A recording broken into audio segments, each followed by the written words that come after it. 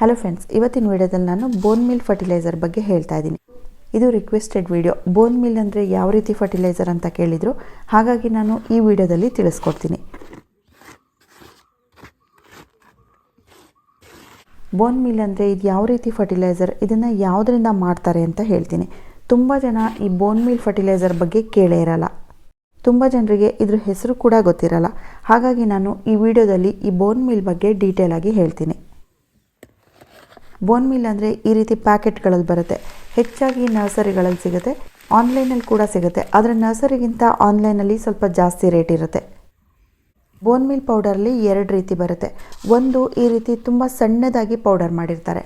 ಇನ್ನೊಂದು ಇದರಲ್ಲೇ ಸ್ವಲ್ಪ ತರಿಯಾಗಿ ದಪ್ಪ ಇರುತ್ತೆ. ಆದರೆ ಎರಡು ಒಂದೇ ಫರ್ಟಿಲೈಸರ್. ಎರಡಕ್ಕೂ ಯಾವುದೇ ಡಿಫ್ರೆನ್ಸ್ ಇರಲ್ಲ. ತುಂಬ ಸಣ್ಣ ಪೌಡರ್ ಇರುತ್ತಲ್ಲ, ಇದು ತುಂಬ ಬೇಗ ಕರಗುತ್ತೆ. ಸ್ವಲ್ಪ ದಪ್ಪ ಇರೋವಂಥ ಫರ್ಟಿಲೈಸರ್ ಸ್ವಲ್ಪ ನಿಧಾನವಾಗಿ ಕರಗುತ್ತೆ. ಬೋನ್ ಮಿಲ್ನ ಗಿಡಗಳಿಗೆ ಹಾಕೋದ್ರಿಂದ ಏನು ಉಪಯೋಗ ಅನ್ನೋದನ್ನು ಹೇಳ್ತೀನಿ. ಇದರಲ್ಲಿ ಫಾಸ್ಫರಸ್ ಮತ್ತು ಕ್ಯಾಲ್ಶಿಯಂ ಜಾಸ್ತಿ ಇರುತ್ತೆ. ನೈಟ್ರೋಜನ್ ಅಂಶ ಕೂಡ ಇರುತ್ತೆ. ಈ ಬೋನ್ ಮಿಲ್ ಒಂದು ರೀತಿ ಗಿಡಗಳಿಗೆ ಓವರಾಲ್ ಫರ್ಟಿಲೈಸರ್ ಅಂತಲೇ ಹೇಳ್ಬೋದು. ಗಿಡಗಳ ಬೆಳವಣಿಗೆಗೆ ಯಾವ ಸ್ಟೇಜಲ್ಲಿ ಬೇಕಾದರೂ ಇದನ್ನು ಕೊಡ್ಬೋದು. ಗಿಡ ಚಿಕ್ಕದಾಗಿರೋದ್ರಿಂದ ಹಿಡಿದು ಹೂವಾಗೋವ್ರಿಗೆ ಯಾವ ಸ್ಟೇಜಲ್ಲಿ ಬೇಕಾದರೂ ನೀವು ಇದನ್ನು ಕೊಡ್ಬೋದು. ನಾನು ವೀಡಿಯೋಸಲ್ಲೆಲ್ಲ ತೋರಿಸಿರೋ ಹಾಗೆ ಹೆಚ್ಚಾಗಿ ಹೂ ಬಿಡೋ ಟೈಮಲ್ಲಿ ಇದನ್ನು ಹಾಕ್ತೀನಿ. ಫಾಸ್ಫರಸ್ ಅಂಶ ಜಾಸ್ತಿ ಇರೋದ್ರಿಂದ ಹೂ ತುಂಬ ಚೆನ್ನಾಗಿ ಬರುತ್ತೆ. ಹೂ ಬಿಡೋ ಟೈಮಲ್ಲಿ ಮಾತ್ರ ಅಷ್ಟೇ ಅಲ್ಲ, ಅಥವಾ ಹೂ ಬರೋ ಟೈಮಲ್ಲಿ ಮಾತ್ರ ಅಲ್ಲ, ಗಿಡಗಳ ಬೆಳವಣಿಗೆಗೆ ಗಿಡಗಳು ಚಿಕ್ಕದಿರಬೇಕಾದ್ರೆ ಈ ಬೋನ್ ಮಿಲ್ನ ಕೊಡ್ಬೋದು. ಇದರಿಂದ ಬೇರ್ಗಳು ಗಟ್ಟಿಯಾಗುತ್ತೆ. ಇದರಲ್ಲಿ ಕ್ಯಾಲ್ಶಿಯಂ ಅಂಶ ಜಾಸ್ತಿ ಇರೋದ್ರಿಂದ ಸ್ಟೆಮ್ಸ್ಗೆ ಸ್ಟ್ರೆಂತ್ ಬರುತ್ತೆ, ಹಾಗೆ ಗಿಡಕ್ಕೆ ಶಕ್ತಿ ಬರುತ್ತೆ. ಒಟ್ಟಿಗೆ ಗಿಡದ ಬೆಳವಣಿಗೆಗೆ ಓವರಾಲ್ ಗ್ರೋತಿಗೆ ಇದು ಹೆಲ್ಪ್ ಆಗುತ್ತೆ ಅಂತ ಹೇಳ್ಬೋದು. ಇವಾಗ ಈ ಬೋನ್ ಮಿಲ್ನ ಯಾವುದರಿಂದ ಮಾಡ್ತಾರೆ ಅನ್ನೋದನ್ನು ನೋಡೋಣ. ಸತ್ತೋಗಿರೋ ಪ್ರಾಣಿಗಳ ಮೂಳೆಗಳಿಂದ ಈ ಬೋನ್ ಮಿಲ್ನ ಮಾಡ್ತಾರೆ. ಈ ಬೋನ್ ಮಿಲ್ನ ಮಾಡೋವಂಥ ಫ್ಯಾಕ್ಟ್ರಿಗಳೇ ಇರುತ್ತೆ. ಮೂಳೆಗಳನ್ನ ಹೈ ಟೆಂಪ್ರೇಚರಲ್ಲಿ ಸ್ಟೀಮ್ ಮಾಡ್ತಾರೆ.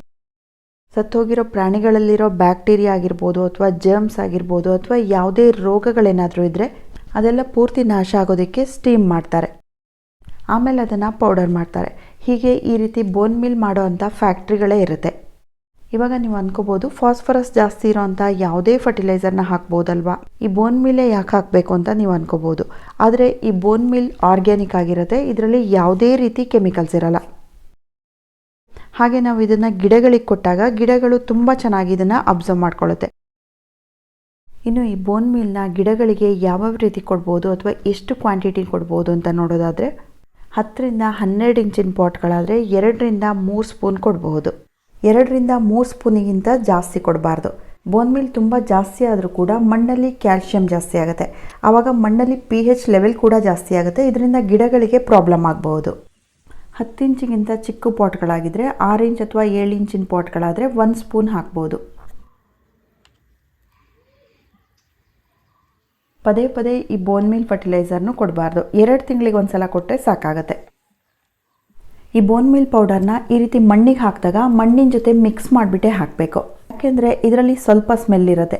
ಮನೆಯಲ್ಲಿ ಪೆಟ್ಸ್ ಇದ್ದಾಗ, ನಾಯಿಗಳಿದ್ದಾಗ ಇದರ ಸ್ಮೆಲ್ಲಿಗೆ ಬಂದುಬಿಟ್ಟು ಈ ಫರ್ಟಿಲೈಸರ್ನ ತಿನ್ನುತ್ತೆ. ಹಾಗಾಗಿ ಇದನ್ನು ಈ ರೀತಿ ಮಣ್ಣಿನ ಜೊತೆ ಮಿಕ್ಸ್ ಮಾಡಬೇಕು. ಪಾಟ್ಗಳಲ್ಲಿ ಮೇಲೆ ಕಾಣೋ ಹಾಗೆ ಬಿಡಬಾರ್ದು. ಇದಕ್ಕಿಂತ ಈಸಿ ಅಂದರೆ ನೀರಲ್ಲಿ ಕರಗಿಸ್ಬಿಟ್ಟು ಹಾಕ್ಬೋದು. 1 ಲೀಟ್ರ್ ನೀರಲ್ಲಿ 1 ಸ್ಪೂನ್ ಬೋನ್ ಮಿಲ್ನ ಮಿಕ್ಸ್ ಮಾಡಿಬಿಟ್ಟು ಹಾಕ್ಬೋದು. ಪೌಡರ್ನ ಹಾಕೋದಕ್ಕಿಂತ ಈ ರೀತಿ ನೀರಲ್ಲಿ ಕರಗಿಸಿ ಹಾಕೋದು ತುಂಬ ಈಸಿ ಮೆಥಡ್. ಇದರಿಂದ ಗಿಡದ ರೂಟ್ಸಿಗೆ ತುಂಬ ಬೇಗ ತಲುಪುತ್ತೆ. ಗಿಡಗಳು ಕೂಡ ತುಂಬ ಬೇಗ ಅಬ್ಸರ್ವ್ ಮಾಡ್ಕೊಳ್ಳುತ್ತೆ. ಇನ್ನು ಈ ಬೋನ್ ಮಿಲ್ ಪೌಡರ್ನೇ ಯಾಕೆ ಹಾಕಬೇಕು ಅಂತಂದರೆ, ಎಷ್ಟೋ ಸಲ ಗಿಡಗಳು ತುಂಬ ಡಲ್ ಆಗಿರುತ್ತೆ, ಕ್ಯಾಲ್ಶಿಯಂ ತುಂಬ ಕಡಿಮೆ ಆಗಿರುತ್ತೆ, ಗಿಡಗಳ ಗ್ರೋತೇ ಇರಲ್ಲ.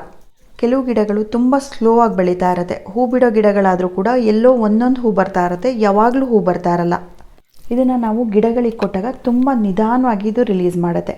ದನದ ಗೊಬ್ಬರ ಹೇಗೆ ತುಂಬ ನಿಧಾನವಾಗಿ ಸ್ಲೋ ರಿಲೀಸ್ ಫರ್ಟಿಲೈಸರ್ ಆಗಿದೆ, ಅದೇ ರೀತಿ ಈ ಬೋನ್ ಮಿಲ್ ಫರ್ಟಿಲೈಸರ್ನ ಕೂಡ ಗಿಡಗಳು ತುಂಬ ನಿಧಾನವಾಗಿ ಅಬ್ಸರ್ವ್ ಮಾಡ್ಕೊಳ್ಳುತ್ತೆ. ಈ ರೀತಿ ಪ್ರಾಬ್ಲಮ್ಗಳೆಲ್ಲ ಇದ್ದಾಗ ಬೋನ್ ಮಿಲ್ ಪೌಡರ್ನ ಹಾಕಿದರೆ ತುಂಬ ಬೇಗ ರಿಸಲ್ಟ್ ಸಿಗುತ್ತೆ. ಹಾಗಾಗಿ ನಾವು ಒಂದ್ಸಲ ಫರ್ಟಿಲೈಸರ್ ಕೊಟ್ಟರೆ ಸಾಕು, 2 ತಿಂಗಳ ತನಕ ಇದು ತುಂಬ ನಿಧಾನವಾಗಿ ಸ್ಲೋ ಆಗಿ ರಿಲೀಸ್ ಮಾಡ್ತಾ ಇರುತ್ತೆ.